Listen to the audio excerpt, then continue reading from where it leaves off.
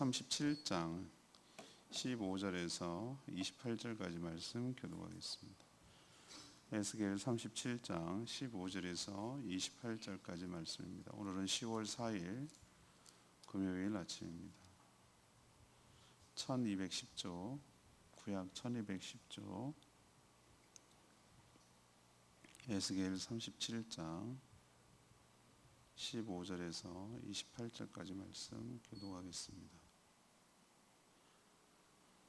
여호와의 말씀이 또 내게 임하여 이르시되 인자야, 너는 막대기 하나를 가져다가 그 위에 유다와 그 짝 이스라엘 자손이라 쓰고 또 다른 막대기 하나를 가지고 그 위에 에브라임의 막대기 곧 요셉과 그 짝 이스라엘 족속이라 쓰고 그 막대기들을 서로 합하여 하나가 되게 하라.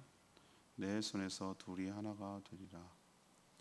내 민족이 내게 말하여 이르기를 이것이 무슨 뜻인지 우리에게 말하지 아니하겠느냐 하거든 너는 곧 이르기를 주 여호와께서 이같이 말씀하시기를 내가 에브라임의 손에 있는 바 요셉과 그 짝 이스라엘 지파들의 막대기를 가져다가 유다의 막대기에 붙여서 한 막대기가 되게 한즉 내 손에서 하나가 되리라 하셨다 하고 너는 그걸 막대기를 무리의 눈앞에서 손을 잡고 그들에게 이르기를 주 여호와께서 이같이 말씀하시기를 내가 이스라엘 자손을 잡혀간 여러 나라에서 인도하며 그 사방에서 모아서 그 고국 땅으로 돌아오게 하고 그 땅 이스라엘 모든 산에서 그들이 한 나라를 이루어 한 임금이 모두 다스리게 하리니 그들이 다시는 두 민족이 되지 아니하며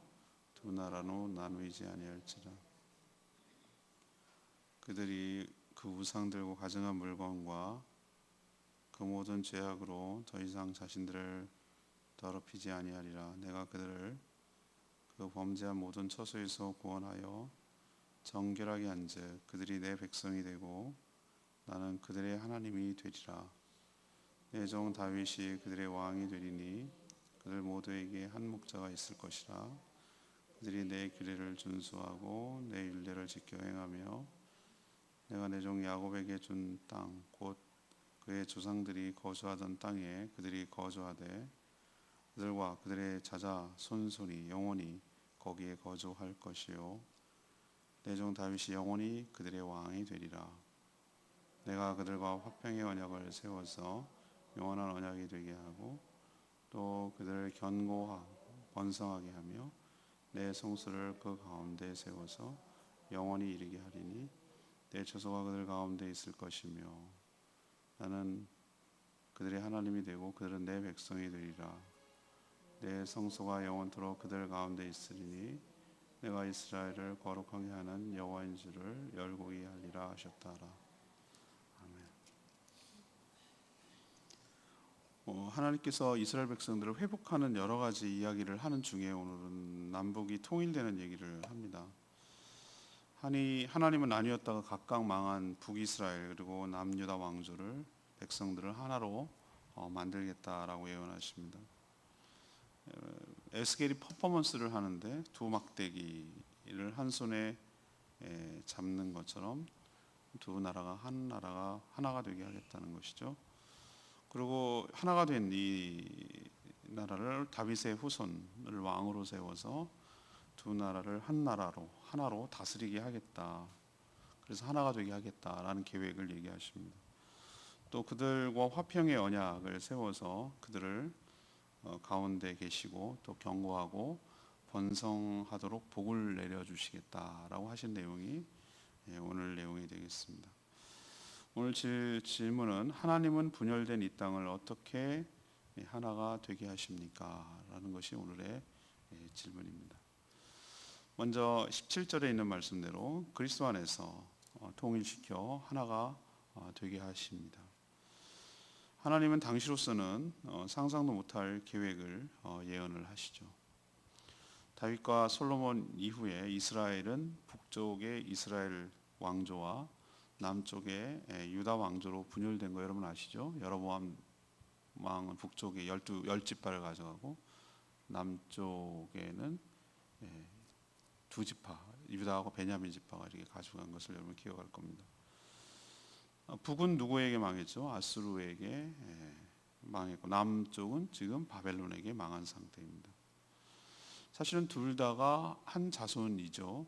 야곱의 후손이죠. 그리고 출애굽을 같이 경험했죠.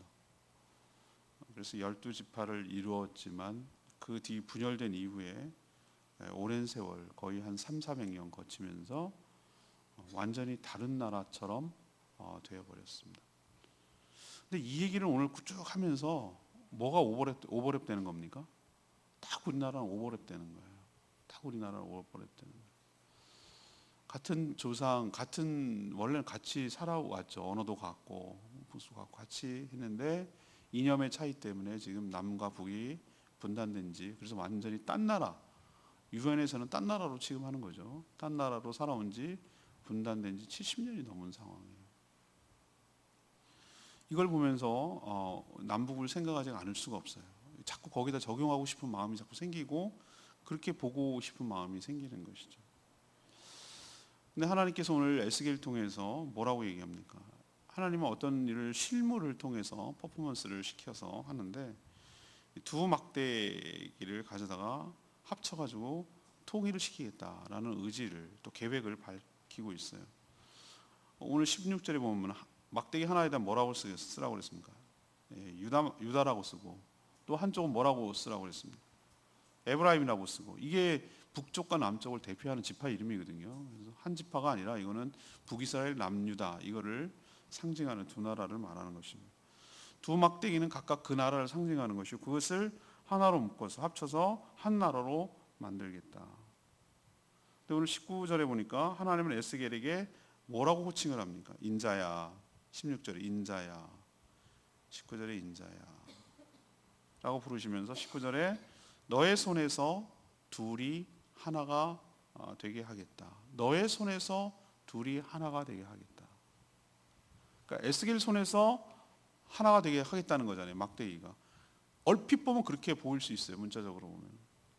근데 예수님이 복음서에서 자신을 지칭할 때 뭐라고 표현했습니까? 인자는 머리 둘 곳도 없고 라고 표현하지 않았어요? 그럼 인자가 말 뜻대로 하자면, 우리는 한자로 번역했는데 사람의 아들이라고 표현한 거죠. 자신을 겸손한 하나님의 아들이죠. 자신을 사람인 것으로, 이 땅에 사람으로 오셨다는 것을 겸손히 낮춰서 부를 때 인자라고, 인자는 자기를 지칭할 때 하는 말이에요. 우연의 일치일까요? 에스겔도 하나님이 에스겔을 부를 때 인자야 라고 부를 수 있어요. 하나님은 에스겔을 통해 장차 예수 그리스도 안에서 모든 것을 통일할 생각을 미리 지금 내비치시고 있는 거예요. 단순히 북이스라엘과 남유다를 막대기를 둘이 합쳐가지고 네 손에서 이렇게 하나 합쳐가지고 두 나라가 합쳐질 거야 라는 퍼포먼스만을 위해서 그런 것이 아니고, 하나님은 장차 오실, 다윗의 후손으로 오실, 그 뒤에도 얘기하겠지만 다윗의 후손으로 오실 예수 그리스도를 통해서 모든 분열의 역사가 치유되고 하나가 되게 하실 줄로 믿습니다.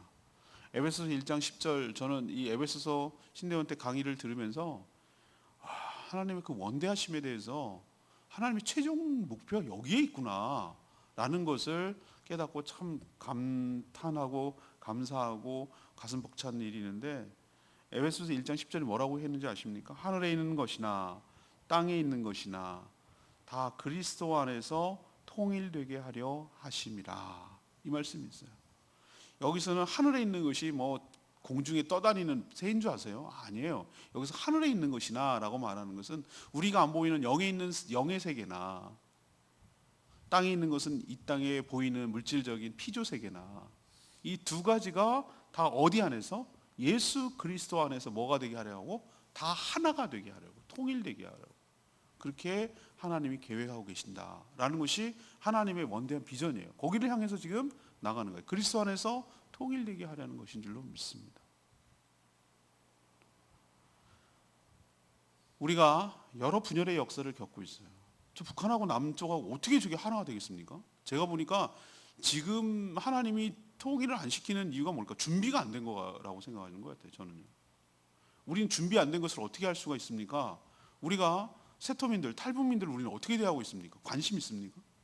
저는 자연스럽게 어쩌다 보니 그렇게 알게 됐어요. 여기서 매번 저한테 제가 가르쳐준 선생님이라고 신학교 강의한 그것 때문에 그 세터민 분이 있어요. 열심히 세터민 활동을 하고 있어요. 문자 꼭 와요. 그분들이 그 만났을 때 우리 향상교회는 또 그런 일들을 많이 합니다. 그럼 제주도에 와서도 같이 했습니다. 그분들 같이 내가 가서 인사도 드리고 그런 적도 있습니다. 그 이질감이라는 것은요, 어떤 표현보다 더 오히려 차라리 동남아가 더 친근해. 우리로서는요. 느낌이 또 뭐라고 표현하기가 그렇지만 굉장히 이질적이에요. 말이나 생각하는 거나 그 뭐 생긴 것도 달라. 너무 구질구질하게 보이고 뭐 말도 다른 투박해 보이고 뭐 이렇게 느낌이 와요. 그냥 안 그럴려. 내가 선입견은 안 가져야지 해도 그렇게 된단 말이에요. 지난번에 세터미 모자가 세상에 굶어서 죽은 거 아십니까? 아사됐단 말이에요. 아사. 우리나라에 딱 보여가지고 그게 지금도 아직까지 해결되지 않은 사회적 문제가 됐단 말이죠. 도대체 자유를 찾아서 하는 거 북한하고 뭐가 다르냐 이거. 그리고 화가 났어요. 세터민들이 지금. 그러니까 물론 그 사람이 알렸더라면 이 정도까지는 안 됐을 텐데 그냥 자존심 안 알리고 그냥 그렇게 된 거예요. 정말 그거는 북한에게 얼마나 좋은 선전거리가 되는지 몰라요. 가봐라. 가봤더니 적골 당한다 이거죠. 우리가 조금 세심하게 살폈어야 되는데 제가 뭐 이런 얘기를 드리는 이유는 남하고 북하고 얼마나 우리가 이질감을 갖고 있는데 이게 통일이 될까 과연? 라고 생각이 들 때가 참 많이 있어요. 저도. 그런데 정치적으로 안 됩니다. 안 돼요. 그런데 말이죠. 그걸 먼저 깨달은 교회들이 지금 향상교회나 무슨 몇 교회들이 그 일들을 하고 흡수하고 도와주고 같이 하고 있어요. 그 이질감을 극복할 수 있는 길은 딱 하나밖에 없다는 생각이 저는 들었어요. 그리스도 안에서 하나가 되게 될 줄로 믿습니다. 신앙 안에서 서로 형제라는 것을 그리스도 안에서 거듭나서 정말 그들이 그냥 세터민이라는 이유가 아니라 그리스도로 믿기 때문에 거듭나서 우리가 형제로 받아주고 같이 사랑하지 않으면은 이게 안 되겠구나라는 생각을 제가 여러 번 했어요. 이게 그냥 상상 속의 얘기가 아니라 그냥 하기 좋은 얘기가 아니라 정말 그리스도 안에서만이 남과 북뿐만 아니라 전 지금 너무나 남과 북을 뚜렷하게 얘기를 하기 때문에 이 얘기를 하겠지만 우리에게 사분오열되고 정말로 이렇게 갈라지고 세를 과시하고 서로 자기가 옳다고 주장하는 이것이 해결 안 된다고 저는 봐요. 정치적으로 해결된다고요? 안 됩니다. 더 분열만 하고 더 갈등만 있고 인정하지 않으려고 하고 용납하지 않으려고 할 거예요. 어떻게 결론이 나도. 이 세상을 바꾸기 위해서 저는 복음을 전하고 뛰어들었다고 말씀을 드렸어요.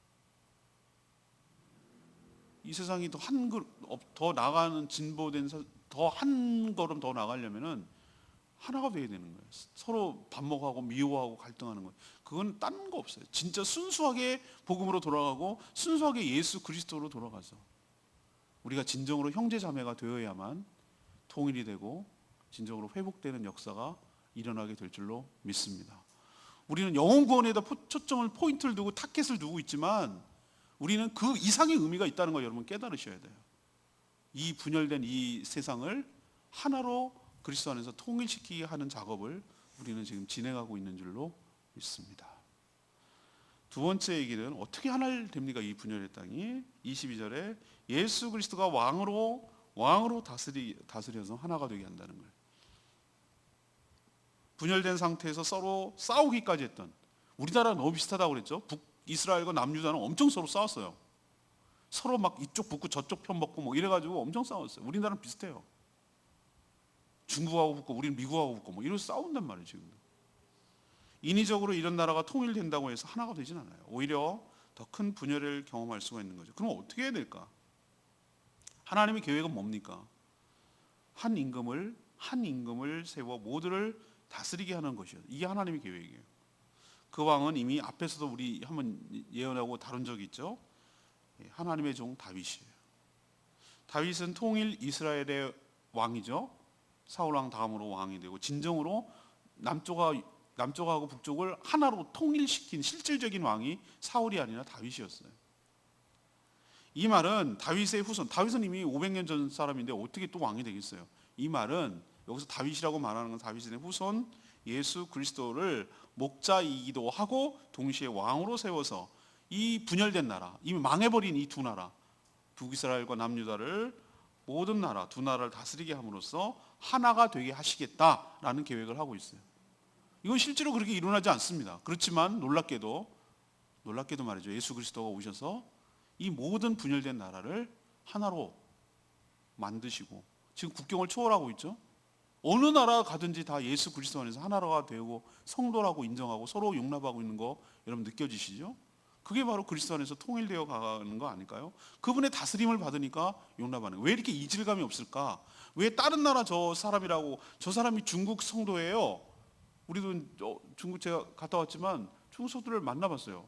근데 왜 이질감이 없는 거죠? 다 그리스도 안에서 형제자매라는 인식을 깔고 있기 때문에, 다 예수 그리스도를 왕으로 모시고 있고 그분의 통치를 받고 있는 것을 너도 알고 나도 알고 다 알고 믿고 있기 때문에, 언어도 달라도 피부도 달라도 뭐 생활 풍습이 달라도 뭐가 하나 됩니까? 거기서 만나봤던 모든 사람들, 소수민족도 그렇고 그리스도 안에서 형제자매구나라는 그런 인식을 갖게 되는 거예요. 미국 사람, 미국 성도를 마찬가지. 일본도 저렇게 믿지만 일본에 살아가는 수많은 그 성도들을 보면은 굉장히 그분들은 정말로 우리나라에 대해서 진심으로 사죄하고 사과하고 다시는 이런 일이 안 일어나기를 바라는 마음으로 기회 있을 때마다 그분들이 오히려 앞장서서 사죄를 해요. 그 이질감이 없어요. 참 묘하죠? 그렇게 서로 싸우는데 그리스도 안에서 형제자매라는 거 하나만으로도 이렇게 이질감이 없을 수가 없어요. 저는 신기할 정도예요. 뭘 신기해요? 신기하긴 여기에 딱 맞는 거죠. 그리스도의 뭘 받기 때문에? 통치를 받기 때문에, 그분의 다스림을 받기 때문에 하나가 되는 것이죠. 예수 그리스도께서 다스리면 어떻게 됩니까? 오늘 말씀하시기를 분열의 단초가 되었던 우상 숭배와 각종 범죄가 사라지고 정결하게 될 것이다. 23절 뭐 이렇게 나오죠. 여호와 하나님이 그들의 하나님이 되고 그들은 하나님의 백성이 되도록 통치하도록 하시기 때문에 예수 그리스도가 왕이 되면 하나가 되는 것이죠. 인류의 역사는 어떤 역사입니까? 분열의 역사예요. 분열의 역사. 지금도 세상은 사분오열되어 있어요. 예수님만이 분열을 끝내고 그분이 통치를 받게 될 때, 그분이 왕으로 세워질 때, 그분이 친히 공의와 사랑으로 이 땅을 다스릴 때만이 이 모든 문제가 분열이 해결되고 진정으로 하나가 되고 통일되게 될 줄로 믿습니다. 우리도 이걸 가져야지. 자꾸 교회가 왜 정치적으로 그렇게 나뉘게 되는지 저는 마음이 너무 아파요. 세상은 그렇게 말할 수 있어요. 근데 왜 우리도 그렇게 말하는 거죠? 교회라는 사람들이. 우리는 뭘로 통일이 돼야 되는가? 사상으로 통일 안 됩니다. 절대로 안 돼요. 정치적으로도 통일 안 돼요. 여기 오늘 말씀이 나와 있잖아요. 그리스도 안에서 하나가 되게 하려 함이라. 그분의 다스림이 진정으로 받게 될 때, 그분은 진정으로 왕으로 세워지길 때, 그분의 통치를 경험할 때 모든 분열의 역사를 끝내고 진정으로 하나가 되게 될 줄로 믿습니다. 마지막 세 번째는 26절 말씀이에요. 예수 그리스도로 언약을 세워서 하나가 되게 하십니다. 이게 하나님의 계획이에요. 하나님은 예수 그리스도를 통해서 하나가 된 이스라엘 백성들과 26절에 보니까 화평의 언약을 맺는다라고 오늘 얘기하고 있어요. 하나님은 인간과 언약을 맺어서 관계를 설정한 후 거기에 따른 복을 주세요. 지난 주일날 설교 말씀드렸죠? 지난 주일날요. 주일날 언약에 대해서 내가 말씀드린다고 예고도 하고 실제로도 했는데, 괜찮아요. 또 하면 되니까요. 그거 보면 알겠지만 하나님께서 항상 어떤 복을 주실 때 뭐부터 맺으시죠? 언약부터 맺으세요. 희한하지 않아요? 이게 하나님 방식인데 왜 그러냐면은 그 관계가 설정되어야 되기 때문에 그러는 거예요. 그것부터 맺는 거예요. 관계부터. 결혼 생활이 언제부터 시작됩니까? 혼인 서약을 하고 거기에 따른 서로 상호간에 복종을 할 때, 서약을 준행을 할 때, 그때 결혼 생활이 이루어지는 거 아니에요? 아닌가요? 그렇기 때문에 같이 살고 같이 협력하고 같이 사랑하고 이렇게 살아가는 거 아니에요? 이 혼인서약이 언약과 가장 유사하다고 제가 말씀을 드리는데, 그거 말고도 언약 우리 많이 해요. 너무나 안 지켜서 문제지. 세례를 받을 때 그게 일종의 하나님과의 언약이에요. 세례. 하나님은 우리와 관계를 맺으셨어요. 관계 핵심은 뭐죠? 27절의 말씀대로 여호와 하나님은 그들의 하나님이 되고 그들은 하나님의 뭐가 된다? 백성이 된다. 이게 관계 설정이잖아요. 이게 언약의 핵심 조항이라고. 핵심 조항. 그러니까 언약의 가장 뭐라고 그러지? 틀을 이루는, 언약이라고 말했을 때 이게 언약이라고 그런다라고 말할 정도로 관계가 설정되는 거죠. 원래 하나님과 이스라엘 백성의 관계는 어땠습니까? 더 나빠질 수 없을 정도로 최악이었죠. 하나님께서 신약성경에 넘어오면 뭐라고? 너희들이 진노의 대상이었다고 그랬어요. 원수였을 때, 우리가 원수였을 때 진노의 대상이라고 그랬어요. 하나님과 죄를 지어서 하나님의 원수였고 하나님의 심판을 받아 마땅한 진노의 대상이었다고. 원래 우리가, 그러니까 관계가 최악이라는 얘기죠. 그냥 뭐 서먹서먹한 정도가 아니라 진노를 퍼부어야 될 대상이었다 이거죠. 그랬던 관계가 예수 그리스도의 십자가 때문에, 하나님께서 왜 예수님이 십자가에 달릴 때 어둠이 내렸습니까? 그 유명한 화가가 있는데, 그림이 제가 군대 교회에 있을 때 그 그림을 봤는데 그 각도가 그 유명한, 내 이름이 잊어버린 게 아니라 유심히 안 본 거죠. 각도가 모든 다 사람들은 사람의 입장에서 예수 그리스도의 십자가를 바라봐요. 이렇게, 그러니까 예수님이 달리고 이렇게 쳐다보는 거죠. 근데 그 그림은 독특하게 하늘 위에서 예수님의 모습을 쳐다보는 그림이었어요. 고개를 이렇게 떨구고 있고 십자가 이렇게 세워져 있고 예수님이 등 뒤가 보여요. 이렇게 고개를 떨구고 죽어가는 모습이죠. 그 영화에서 나왔죠. 그걸 모티브로 해서 그 예수님 영화 할 때 그게 위에서 커다란 물방울 하나가 툭툭툭 떨어지는데 땅바닥에 떨어져서 퍽 이렇게 하고 떨어지는, 그건 하나님의 눈물을 상징하는 것이죠. 하나님이 뭐 눈물을 흘리시겠어요? 그렇지만 그걸 상징하는 거죠. 근데 하나님의 시각에서 이렇게 바라봤어요. 그건 뭐냐면은 하나님께서 인류를 향해서 진노를 퍼부어야 되는데 그 아들 예수 그리스도를 희생양으로 해서 그에게 모든 죄값을 뒤집어 씌우고 그에게 모든 형벌을 가하고 있는 하나님의 이중적인 모습. 그렇게 해서라도 진노, 그 형벌을 내림으로 하나님의 공의를 만족시키고 형벌을 가함으로 그 죄가 사하게 만들려고 하는 거고, 그렇게 해서라도 인간을 구원하려고 하시는 하나님의 사랑이 한편에 작동되는 거고, 그 모습이 그 그림 속에서 진하게 다가오는 것을 느낄 수가 있어요. 화해 안 됩니다. 그렇지만 예수님 때문에 화해가 된 것이죠. 그래서 오늘 여러 가지 표현을 쓸 수 있지만, 언약의 앞에다가 뭐라고 쓸 수 있지만 뭐라고 표현하고 있습니까? 그들과 하나님 무슨 언약을 맺는다? 화평의 언약을 맺는다 표현하고 있잖아요. 화평이 뭐겠어요? 우리로 이스라엘 인사법 샬롬, 샬롬이란 말은 우리말로 번역이 안 돼요. 이거는 우리나라 말 한, 그러면 번역이 되겠어요? 안 됩니다. 외국 사람들이 이 말의 의미를 몰라요. 한이 맺혔다, 몰라요. 그거는 하나님이라는 말을 영어로 번역이 안 돼요. 이 샬롬이라는 말도 정확하게 우리가 우리말로 이렇게 딱 바꿔낼 수가 없어요. 그 성경의 백그라운드와 그 정서가 있을 때 그게 딱 번역이 되는데, 우리말로 굳이 얘기하고 번역하자면 뭐죠? 평안, 화평, 안정, 뭐 이런 말로 번역되는데 이게 딱 떨어지지 않아요. 우리도 로고스, 진리, 말씀이 육신일 때 그 로고스라고 하는 헬라어도 딱 떨어지지 않아요. 그냥 그래서 우리는 말씀이라고 번역했는데 그 뉘앙스가 말씀이라고만 표현해 내기에는 너무나 딱 떨어지는 말이 아니에요. 이 샬롬도 맞죠. 그렇지만 그냥 근접한 말을 갖다 붙이자면 화평의 언약이라고 말한 이유가 뭐겠어요? 아까 어땠다고 그랬죠? 하나님과 인간 사이가 어쨌다고요?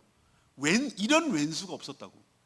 그렇지만 예수님 때문에 다시 뭐하게 된 거예요? 관계가 회복돼서 다시 평화를 누리고 긴장과 갈등 상황이 사라지고 서로 좋은 관계로 회복할 수 있다는 의미에서, 그렇게 됐다는 의미에서 무슨 언약이라고 부르냐면은 화평의 언약, 샬롬의 언약이라고 부르는 것이죠. 자, 이 언약을 맺고 나서 하나님 어떻게 됩니까? 백성들에게 복을 내려주시는 거예요. 화해했으니까, 화평이 됐으니까 이스라엘 백성들을 견고하게 하고 번성하게 하시겠다고. 이거는 거기에 관계에 따른 뭡니까? 관계에 따른 축복이에요. 여러분, 우리가 명심해야 될 것이 하나, 제가 왜 이렇게 설교 기회 있을 때마다 언약에 대해서 목사님 되게 강조를 하지? 왜냐하면 언약에 따라서 그 축복이 따라오는 거예요. 관계가 회복됐기 때문에, 좋은 관계가 있기 때문에 뭐가 오는 거예요. 여러분도 인간적으로 한번 생각해 보세요. 관계가 서먹서먹하고 그러면은 카톡조차 안 가요. 근데 관계가 너무 좁으면 카톡만 오가겠어요? 아닙니다. 더 이상의 오가는 것이 있습니다. 부부 관계가 좋고 사이가 좋으면은 카톡만 주고받겠냐고. 느낌 아시죠? 다 오가잖아요. 다 오가잖아요. 하나님과의 관계가 좋아지니까 하나님로부터 오는 축복과 은혜가 넘쳐나는 거예요. 그것이 가시적으로 나타나는 것이 견고하게 되는. 그동안 너무 부실했고 약했거든요. 견고하게 되고, 또 하나 너무 일어설 수가 없었거든요. 근데 번성하게 되고. 그게 어떻게 가능한가? 하나님의 처소가 그 가운데 있다고 그랬어요. 있을 것이라고 그랬어요. 하나님이 집이 필요한 분입니까? 하나님이 어디 그 등껍데기처럼 무슨 개껍데기처럼 그게 무슨 고동 껍데기처럼 집이 필요한가요? 아니, 이건 상징, 인간의 이해를 돕기 위한 상징이라니까. 하나님 영이신데 무슨 어디에 뭐가 필요 있어요? 집이라고 말하는 것은 내가 너희 가운데 거하겠다는 거예요. 너희 처소를 삼겠다. 그 얘기는 너희 한가운데 있겠다 라는 것을, 가까이 있겠다라는 것을 보여주기 위하여. 우리 몸보다 우리에게 본질적인 게 어디 있어요? 우리 사람을 구성할 때 우리의 몸과 영혼이 우리를 구성하고 있는데, 우리가 성령을 받을 때 귀신이 씌이는 것처럼 딱 그 말이 딱 맞아요. 귀신 씌이는, 저 사람 귀신이 씌었나? 맞아요. 귀신 신내림할 때 딱 그거예요. 우리는 귀신 대신에 하나님의 영이신 성령을 우리 몸 안으로 들어오게 하는 거예요. 몸에 실체가 있잖아요. 실체. 몸 안으로 들어오는 거라고. 이보다 가까운 게 세상에 어딨냐고 제가 말씀드렸어요. 우리 몸 안에 계신데 그분이. 그러니까 우리의 집이 된다는 게 말이 맞죠. 우리 몸을 집으로 삼으시는 거잖아요. 제가 얘기했죠. 기도에 대해서 얘기할 때 귀를 막고 말을 해보라고. 귀를 막으면 더 안 들릴 것 같은데 놀랍지 않으세요? 귀를 막았는데 내 목소리가 너무 잘 들려.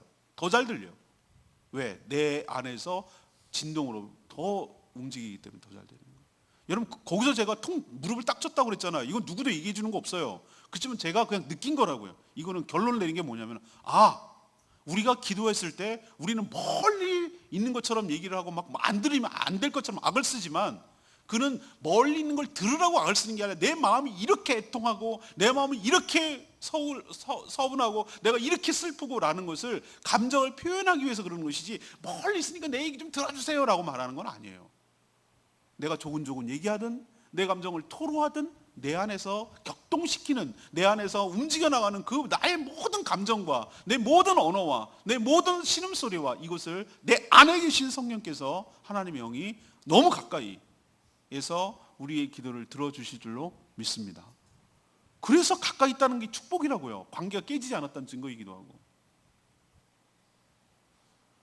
그래서 이스라엘 백성들은 하나님의 거룩한 나라로 지음받게 될 줄로 압니다. 그러면 이게 일시적인가요? 오늘 말씀 보니까 그렇지 않아요. 모든 것이 영원히 지속되니까 안심하고, 이 화평의 언약이 지속되니까 믿을 수 있다는 얘기를 오늘 하고 있는 줄로 압니다. 오늘 레마의 말씀이 17절 말씀. 그 막대기들은 서로 합하여 하나가 되게 하라. 내 손에서 둘이 하나가 되리라. 우리가 남한하고 북한하고, 우리 남한 북한 이렇게 말하지만 저 북한은 맨날 우리를 남조선이라고 그러고, 지는 북조선이라고, 조선 인민민주주의 공화국이라고 그러고, 우리는 저 북한 괴뢰군이라고 그러고, 저 북쪽에서 우리를 그냥 괴뢰군이라고 그러고. 70년이 넘었어요. 70년. 서로 싸운 적도 있는 우리 상황과 이 이스라엘의 상황은 여러모로 비슷해요. 제가 이 말씀을 묵상하면서 자꾸 떠올랐다고 그랬잖아요. 분단으로 인한 분열과 갈등이 지금도 계속되고 있어요. 이번에도 또 실험을 했잖아요. 물속에서 미사일을 쏘는, 그게 굉장히 고도의 기술이고, 지금까지 그것만 건드리지 마라라고 지금 남한하고 미국이 이렇게 쳐다보고 있었는데, 드디어 그것도 건드렸어요. 그게 왜 무섭냐면은, 잠수함 속에다가 핵 미사일을 갖다가 싣고 물속에서 잠수함으로 쭉 타고 어디도 돌아다니다가 하와이 근처 가가지고 하와이에다가 떨어뜨리거나, 캘리포니아 근처 가가지고 태평양에서 떨어뜨리면 난리가 나는 거예요. 난리가. 어디서 어떻게 날라올지 모르는 거예요. 그 기술이 지금 실험 단계, 아직 잠수함에 장착은 안 됐지만 물속에서 올라가서 터뜨리는 건 확인이 됐기 때문에 심각한 거예요. 지금 동해안으로 잠수함이 이렇게 타고 오거나 남해안으로 이렇게 타고 오거나, 어디서 와가지고 하면은 잡아낼 방법이 없어요. 그거 어떻게 하겠어요? 잠수함을 잡아내지 않는 이상. 어딜 봐도 하나가 될까? 이런 게 정말 희망이 없어 보여요. 근데 저는 오늘 이 말씀을 통해서 하나님 말씀 가운데서 우리는 소망을 갖는 거예요. 이 분열을 끝낼 수 있는 것은 오직 예수 그리스도 안에서 하나가 될 때만이 가능하겠구나. 여기에 우리의 소망을 둬야 되겠구나. 이건 어떻게도 안 된다. 복음을 두 쪽이 다 들어야 돼요. 듣고 진정으로 복음 안에서 우리가 잘못을 서로 죽이고 서로 갈등했던 지난날의 잘못을 회개하고 거듭나서 서로 용서하고 또 용서를 받고, 우리도 잘못한 거 용서를 구하고 용서받고, 저들도 잘못한 거 용서를 구하고 용서를 받고, 그래서 화해되어야만 비로소 하나가 될 줄로 믿습니다. 저는 진정으로 이런 때가 오기를, 이런 나라가 오기를, 복음으로 하나가 되는 역사가 일어나기를, 이 땅에 이렇게 이념적으로 분열되고 정치적으로 분열된 모든 것이 진정으로, 진짜 복음, 가짜 복음 말고 진짜 복음 안에서, 그리스도 안에서 하나가 되고 통일되고 화해하고 용서되고 용서받기를 간절히 소망하며 그렇게 되기를 간절히 꿈꾸고 있는 그런 상태입니다. 여러분도 동일한 마음을 갖고 기도하시기를 소망합니다. 딴 방법 없습니다. 오늘 질문이 뭐였죠? 하나님은 분열된 이 땅을 어떻게 하나가 되게 하십니까? 이것이 오늘의 질문이에요. 첫 번째는 어떻게 합니까? 그리스도 안에서, 다른 게 아니라 그리스도 안에서. 정치, 사상, 제도 이거 아니에요. 그리스도 안에서, 복음 안에서 통일시켜서 하나가 되게 하실 줄 믿습니다. 두 번째는 예수 그리스도께서 왕으로 다스려야만, 그분이 한 왕으로 통치하고 다스려야만 하나가 될 줄로 믿습니다. 하나님께서 예수 그리스도 때문에 새로운 언약, 화평의 언약을 세우셔서 거기에 따른 축복을 주셔야만 진정으로 이 땅이 하나가 될 줄로 믿습니다. 이건 통일교육문화원에 가서 이게 설교해야 되는 내용인데 오늘 여기 본문이 딱 그렇게 됐어요. 여러분도 이런 시각과 안목을 가지셔야 될 줄로 믿습니다. 오늘 말씀 붙들고 기도하기 전에 812장, 찬양지 812장 기대라는 찬양 부르고 기도하겠습니다.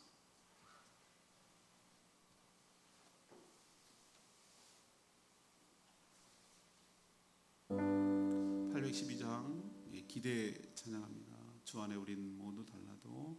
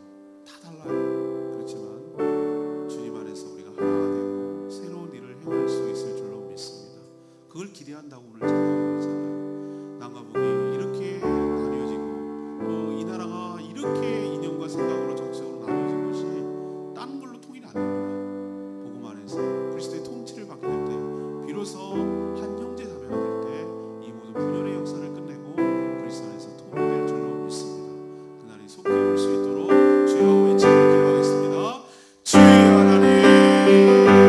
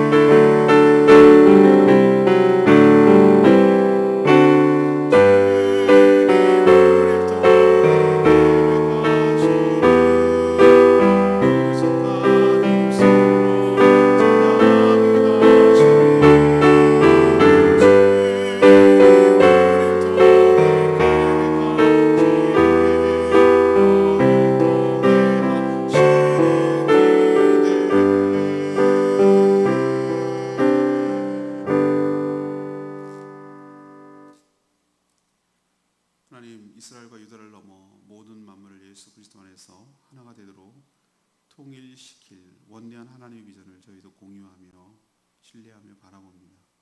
그 무엇으로도 용서와 화해가 힘든 세상이지만 오직 예수 그리스도 안에서만 가능할 줄 믿습니다. 그분이 사랑과 공의로 통치하실 때 이 모든 세상의 더러운 죄가 사라지고 거룩한 하나님의 나라가 될 줄로 믿습니다. 예수 그리스도 때문에 화평의 언약을 맺어주시고 영원토록 복을 내려주시니 참 감사합니다.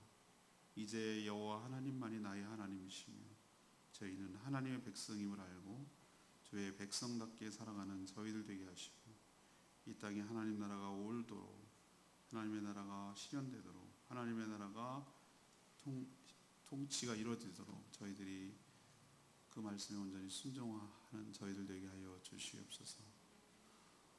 나라가 남북이 갈린 지 70년이 넘었고 여전히 정치적으로 이념적으로 갈려있고 첨예하게 대립하고 있는 분열된 이 땅에 예수 그리스도께서 친히 통치하시고 다스리고 우리가 그 통치를 받고 순종할 때 이 모든 분열의 역사를 끝내고 하나가 될 줄로 믿습니다. 북한도 우리가 함께 갈 수 있는 형제가 되는 것 복음만이 가능한 줄로 믿습니다.